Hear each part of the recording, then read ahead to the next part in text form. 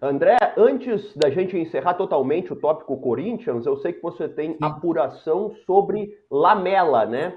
Existe É, realmente essa possibilidade? É um jogador que está no ambiente do Corinthians? Qual a situação?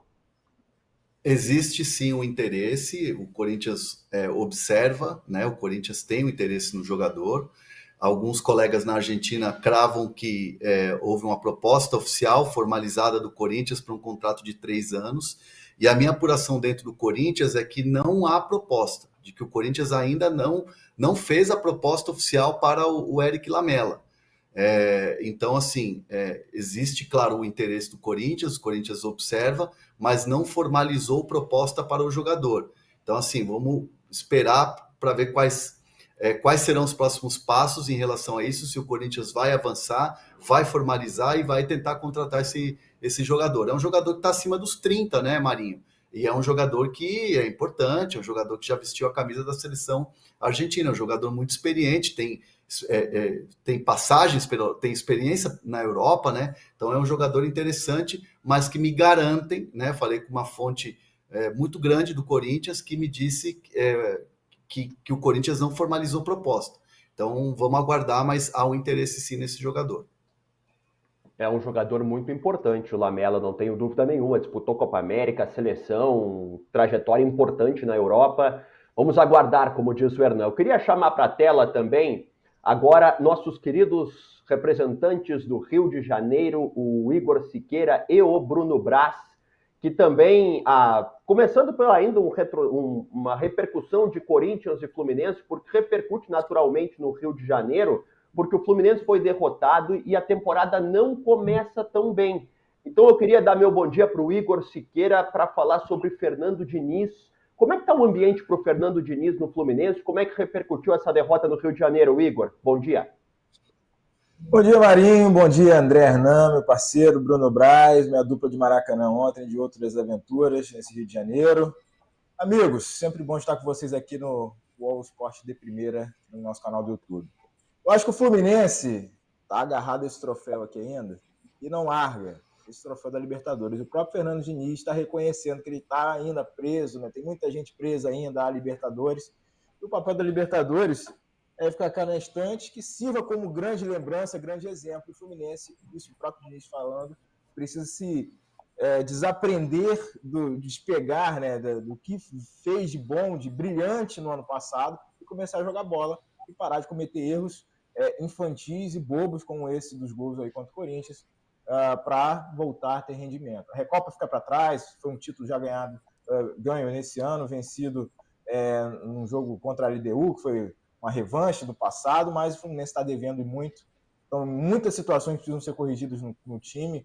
Pode passar um pouco por essa perda do efeito surpresa do jogo do Diniz, mas também tem muitos problemas coletivos e técnicos, tanto dos jogadores que chegaram nessa temporada, quanto da falta de substituto à altura para o Nino, por exemplo, que era um jogador fundamental para o esquema do Diniz, saída de bola, enfim, todo esse conceito. Mas o fato é que o Fluminense não tem rendido e ainda tem para lidar nesses últimos dias da crise fora de campo, que envolve, por exemplo, o John Kennedy, que foi o talismã do título do ano passado. Então, vários elementos aí que vão dificultando o desempenho do Fluminense nesse começo de Campeonato Brasileiro. O time também está devendo, embora esteja numa situação mais confortável na Libertadores, ainda está devendo bons desempenhos nessa temporada como um todo.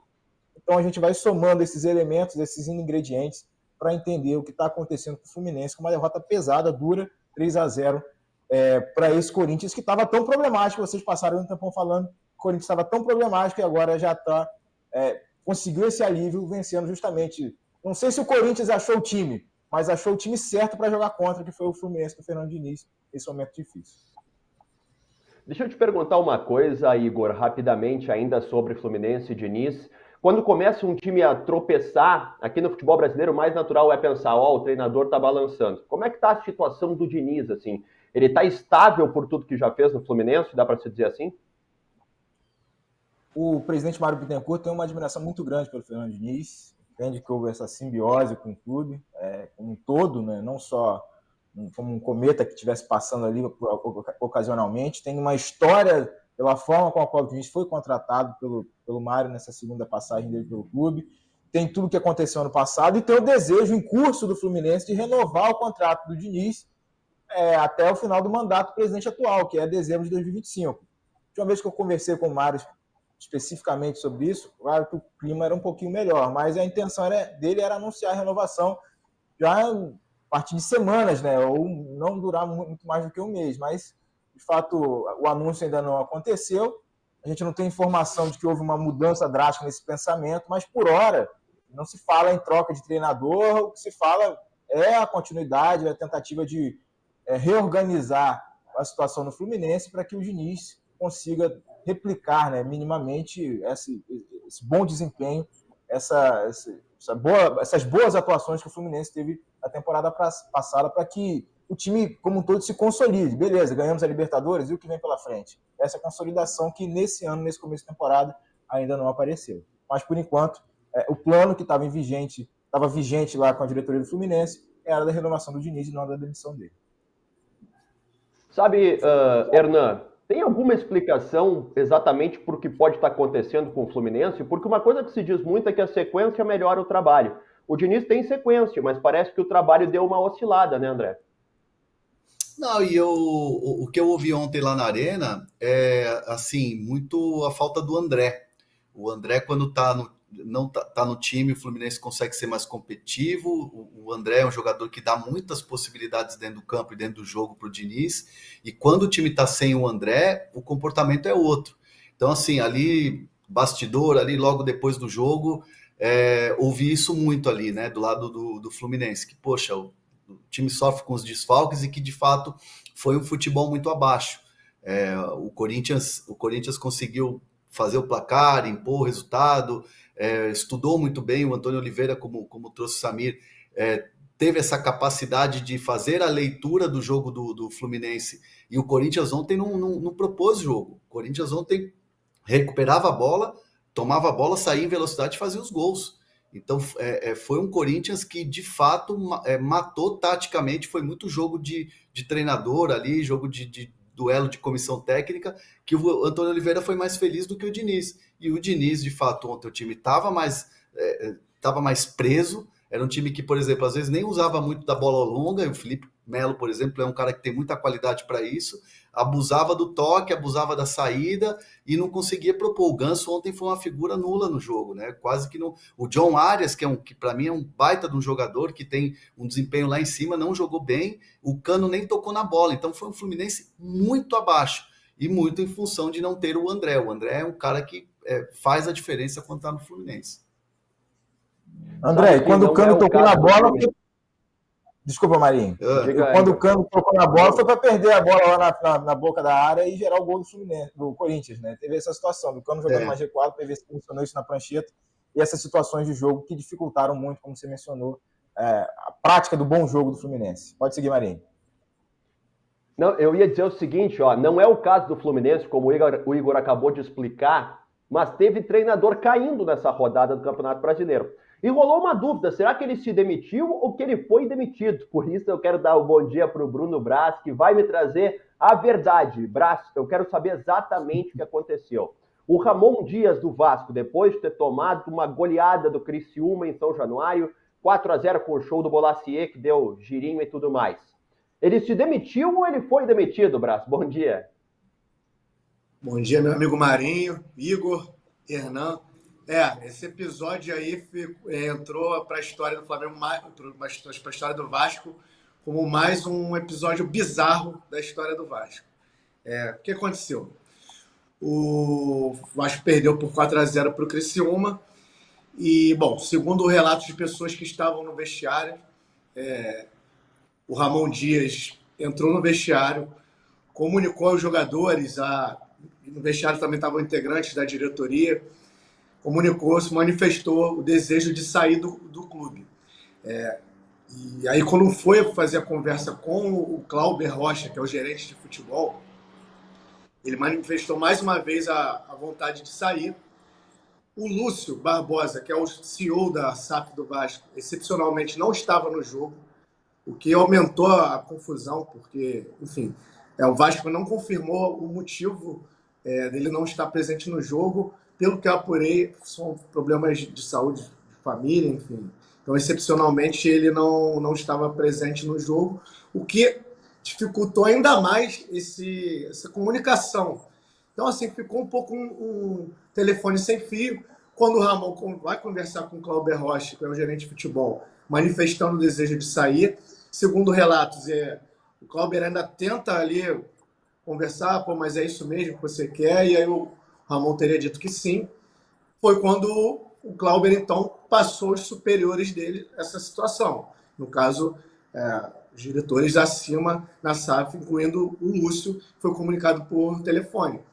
Nesse meio tempo, que aí existe uma condução quase que amadora do Vasco, né? E aí é importante frisar que muita gente tem colocado na conta do pessoal lá da social media do Vasco, que foi culpado, foi precipitação, cara. Ali eles estão apenas cumprindo ordens. Veio uma ordem de cima para soltar aquele comunicado. E o comunicado, ali no momento, não fica claro se ele tinha pedido demissão ou não. Mas, na interpretação do Vasco, existiu o pedido de demissão. E aí o que acontece? Que o Vasco acaba também sendo até um pouco juvenil ali, né? Diante de um treinador que é uma cobra da bola, né? O Ramon Dias é um cara já experiente, enfim, rodado. O que acontece? Nesse meio tempo, o Vasco diz que não vai conceder entrevista coletiva. Só que o Ramon Dias procura a assessoria de imprensa do Vasco e os dirigentes que lá estavam dizendo que queria se despedir. Só que eles não esperavam que o Ramon Dias fosse chegar e dizer que tinha sido demitido pelo Twitter. E aí é uma questão interpretativa, porque não existiu uma demissão formal, um pedido de demissão formal. Existiu uma conversa, uma manifestação de que ele queria sair, e o Vasco, precipitadamente, soltou aquela nota no Twitter e o Ramon Dias se sentiu no direito de dizer que foi demitido pelo Twitter, porque não houve uma formalidade. Então, o que está acontecendo é uma guerra de narrativas, de versões. E, muito provavelmente, se hoje existe uma expectativa de uma reunião do Lúcio Barbosa com o Ramon, e pelo que eu apurei, é muito difícil, praticamente impossível, que a situação se reverta. Ramon Dias muito provavelmente está fora mesmo do Vasco, até porque, segundo eu conversei com pessoas do Vasco, assim, o clima ficou muito ruim, o Vasco ficou muito chateado com essa postura do Ramon. Agora, no início do ano, eles renovaram o contrato com o Ramon até o fim de 2025, então existe uma multa milionária. Então, se essa situação caminhar para a Justiça, e a Justiça entender que houve uma demissão na maneira como o Ramon interpretou, o Vasco vai pagar para mais de 20 milhões. Aí tem para mais de 20 milhões aí de multa para pagar ao Ramon. Então, assim, eu acho que a situação para o Vasco agora é tentar fazer esse litígio da melhor maneira possível, porque senão, além de toda essa questão, toda essa crise, ainda tem uma multa milionária a ser paga, né? Ô Marinho, que confusão, ontem cara, você hein? sabe que Meu Deus, que confusão, cara. Você sabe que no sábado eu estava acompanhando o jogo do Vasco, né? E aí logo depois teve essa tuitada aí do Vasco, né, oficialmente ali na conta, 15 minutos depois, 14, 15 minutos depois. Isso me chamou a atenção. E eu uso o meu Twitter exatamente para escrever isso. Menos de 15 minutos depois, o Vasco demite o Ramon Dias e tudo mais. Tuitei, né? Não dá 10 minutos, entra em contato comigo uma pessoa ligada a 777, que me escreve assim: André, acabei de ver aqui o seu tweet, queria esclarecer você que foi um pedido do Ramon Dias e não uma demissão do Vasco.